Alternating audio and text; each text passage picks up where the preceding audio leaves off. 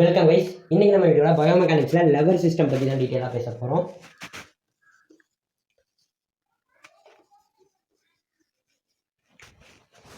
Okay, நம்ம முன்னாடி dark அப்படின்னா என்ன அப்படின்னு பார்த்துருப்போம். டார்க் அப்படின்னா வேற ஒன்றும் இல்லை, இது ஒரு ரொட்டேஷனல் ஃபோர்ஸ் அப்படின்னு சொல்லியிருந்தோம். அந்த ரொட்டேஷனல் ஃபோர்ஸ் அந்த பாயிண்ட் ஆஃப் ஆக்சிஸை விட்டு ஒரு குறிப்பிட்ட இடத்துல ஆக்ட் ஆகும். ஸோ இந்த டிஸ்டன்ஸை நம்ம மொமெண்டம் அப்படின்னு சொல்லுவோம். ஓகேவா? ஸோ டார்க்கில் வரக்கூடிய அதே கான்செப்ட் தான் லெவல் சிஸ்டத்துலேயும் வரும். ஸோ இதில் என்ன பண்ணுவாங்க அப்படின்னா ரெண்டு டிஃப்ரெண்ட் ஃபோர்ஸ் ஆக்ட் பண்ணும். ஒரு ஃபோர்ஸ் எஃபோர்ட் ஃபோர்ஸ் அப்படின்னு சொல்லுவோம், இன்னொரு ஃபோர்ஸ் ரெசிஸ்டன்ஸ் ஃபோர்ஸ்.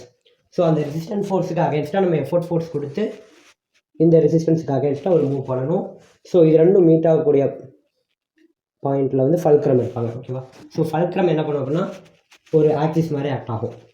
ஓகேவா? ஸோ ரெண்டு ரொட்டேஷனும் இந்த ஆக்சிஸில் நடக்கிற மாதிரி ஃபல்க்ரமை வந்து ஆக்சிஸாக வச்சுட்டு எஃபோர்ட் ஃபோர்ஸும் ஆக்ட் ஆகும், ரொட்டேஷனல் ஃபோர்ஸும் ஆக்ட் ஆகும், சாரி ரெசிஸ்டன்ஸ் ஃபோர்ஸும் ஆக்ட் ஆகும். ஓகே, இப்போ ஃபஸ்ட் கிளாஸ் லெவர் என்ன அப்படின்றத பார்க்க போகிறோம். First class lever. ஸோ இதில் பார்த்தீங்கன்னா சென்ட்ராக ஃபல்க்ரம் இருக்கா, ஒரு சைடு எஃபோர்ட்டு ஒரு சைடு லோடு.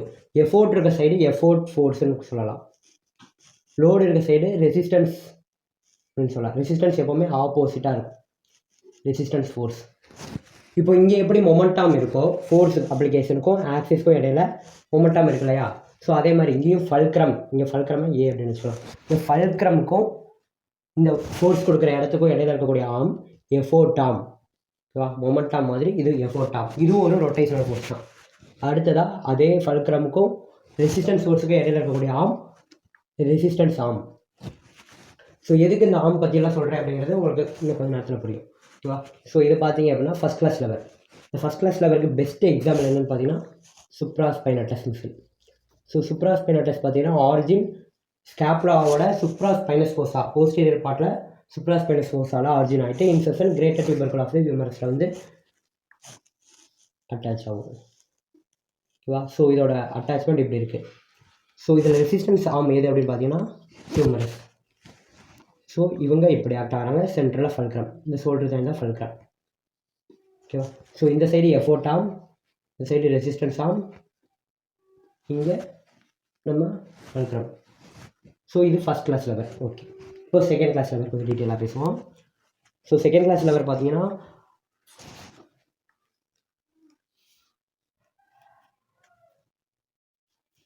எஃபோர்ட் ஆம் பெருசாக இருக்கும்,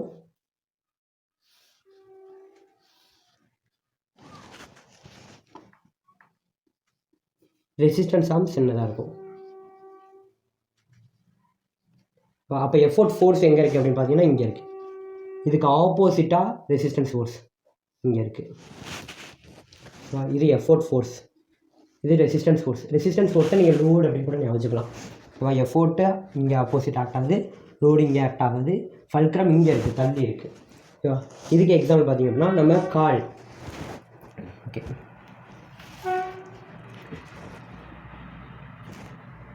இப்போ லெக் இப்படி இருக்குன்னு வச்சுக்கலாம். லெக்கை வந்து நான் அப்படி மடக்கி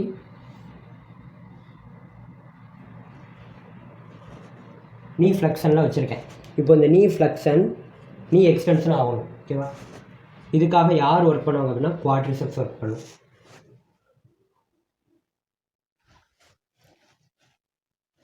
அப்படி இல்லாட்டி இப்படி வச்சுக்கோங்க. ஸோ நீ வந்து ஸ்ட்ரைட்டாகவே இருக்குது, இந்த ஸ்ட்ரைட்டாக இருக்கக்கூடிய நீயை ஃப்ளெக்ஷனுக்கு கொண்டு போகணும். அப்போது நமக்கு குவாட்ரிசெப்ஸ் ஒர்க் ஆகுமா?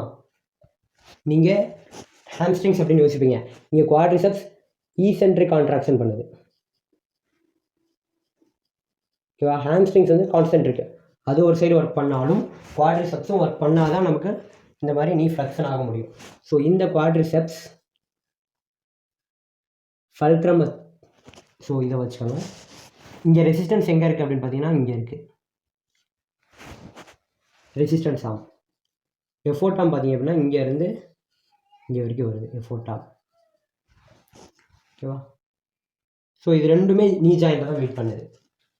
ஸோ நீ ஜாயிண்ட்லேயே ஸ்டார்ட் ஆகி முடியக்கூடிய ரெசிஸ்டன்ஸ் ஆமும் அங்கே தான் இருக்குது.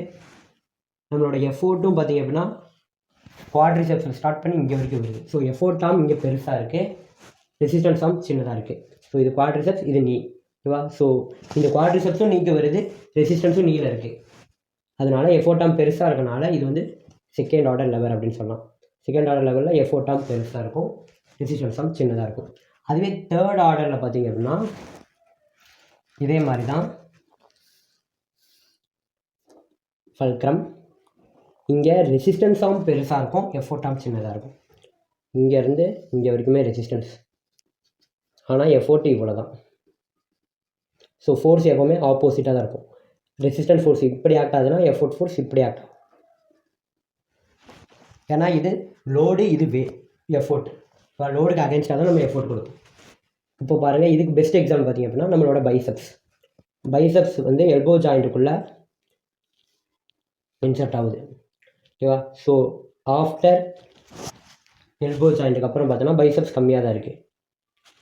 அதுவே ஆஃப்டர் எல்போ ஜாயிண்ட் பார்த்தீங்கன்னா ஃபோராம் பெருசாக இருக்குது. ஸோ ஃபோராம் ரெசிஸ்டன்ஸ் வந்து அதிகமாக இருக்குது, ஆனால் எஃபோர்ட் கம்மியாக தான் இருக்குது. ஸோ எஃபோர்ட் டேர்ம் சின்னது, பைசப் சின்னது, இங்கே போட்டுக்கலாம். எஃபோர்ட் டேர்ம் சின்னது, ஆனால் நம்மளுடைய ரெசிஸ்டன்ஸ் வந்து பார்த்திங்கன்னா அதிகமாக இருக்குது. ஸோ ரெசிஸ்டன்ஸ் ஆம் பெருசு ஆஃப்டர் ஃபல்க்ரம். ஸோ இங்கே ஃபல்க்ரம் இருக்கா, ஃபல்க்ரம்க்கு அப்புறம் எஃபோர்ட் கம்மியாக இருக்குது, ரெசிஸ்டன்ஸ் அதிகமாக இருக்குது. இதுதான் third order level, second order level, first order level. So எதுக்கு நம்ம இந்த ஆர்ம் பற்றிலாம் படிக்கணும்? நம்ம டேரெக்டாக எஃபோர்ட்டு, ஃபோர்ஸு, லோடு இந்த மாதிரி ஃபஸ்ட்டு போயிடலாமே அப்படின்னு நினைப்பீங்க. எதுக்காக இந்த ஆர்ம் பற்றி படிக்கணும் அப்படின்னா நமக்கு எந்த லெவர் அட்வான்டேஜ் அப்படின்னு கேட்பாங்க, ஓகேவா. ஸோ இப்போ அட்வான்டேஜ் ஆஃப் லெவர் பார்க்குறோம். எந்த லெவர் அட்வான்டேஜ் அப்படிங்கிறது எப்படி கண்டுபிடிக்கிறதுனா effort term divided by resistance term. இதில் எதுக்கு ரேஷியோ அதிகமாக வருதோ அதுதான் அட்வான்டேஜ். இப்போ பாருங்கள், எதுக்கு ரேஷியோ அதிகமாக வரும் அப்படின்னா ஆப்வியஸ்லி செகண்ட் டேர்ம் தான். ஏன்னா இங்கே தான் எஃபோர்ட் டேர்ம் அதிகமாக இருக்குது. இதில் பார்த்தீங்கன்னா எஃபோர்ட் டேர்ம் ஈக்குவலாக வர மாதிரி தான் இருக்குது. இதுலேயும் எஃபோர்ட் டேர்ம் கம்மியாக தான் வருது. ஸோ தேர்ட் ஆர்டர் பார்த்தீங்கன்னா இன்சஃபிஷியன்ட், ஃபஸ்ட் ஆர்டரும் இன்சஃபிஷியன்ட் தான். ஃபஸ்ட் ஆர்டர் வேணுமா நம்ம ஒரு சேஞ்ச் பண்ணலாம். என்ன அப்படின்னா எஃபோர்ட் டேர்ம் சைடு லென்த்தை அதிகப்படுத்திட்டு, ரெசிஸ்டன்ஸ் ஆர்ம் சைடு லென்த்தை கம்மி பண்ணிவிட்டு இந்த மாதிரி பண்ணலாம், ஓகேவா. ஸோ இது அட்வான்டேஜ் தான். ஸோ அட்வான்டேஜ் எப்போ இருக்கும் அப்படின்னா effort arm by resistance arm 1 விட அதிகமாக இருக்குது அப்படின்னா நமக்கு அட்வான்டேஜ், ஓகேவா. 1 விட எப்போ அதிகமாகும்? இதோட வேல்யூவோட ரொம்ப கம்மியாக இருந்துச்சு அப்படின்னா எஃபோர்ட் ஆர்ம் வந்து அதிகமாக இருந்துச்சுன்னா உங்களுக்கு ஆட்டோமேட்டிக்காக அட்வான்டேஜ் ஆகும். ஓகே, இன்றைக்கி நம்ம வீடியோவில் லெவர் சிஸ்டம் பற்றி பேசியிருக்கோம். அதே மாதிரி எந்த லெவர் அட்வான்டேஜ் அப்படிங்கிறதையும் பார்த்துருக்கோம். ஸோ அது ஆப்வியஸாக செகண்ட் ஆர்டர் லெவர். இந்த 2 லெவரையும் என்ன சொல்லுவோம் அப்படின்னா இன்சஃபிஷியன்ட் அப்படின்னு சொல்லுவோம். இது அட்வான்டேஜ், ஓகே. தேங்க்ஸ் ஃபார் வாட்சிங். நம்ம நெக்ஸ்ட் வீடியோவில் வேறு ஒரு டாப்பிக்கோட பேசுவோம். டாட்டா.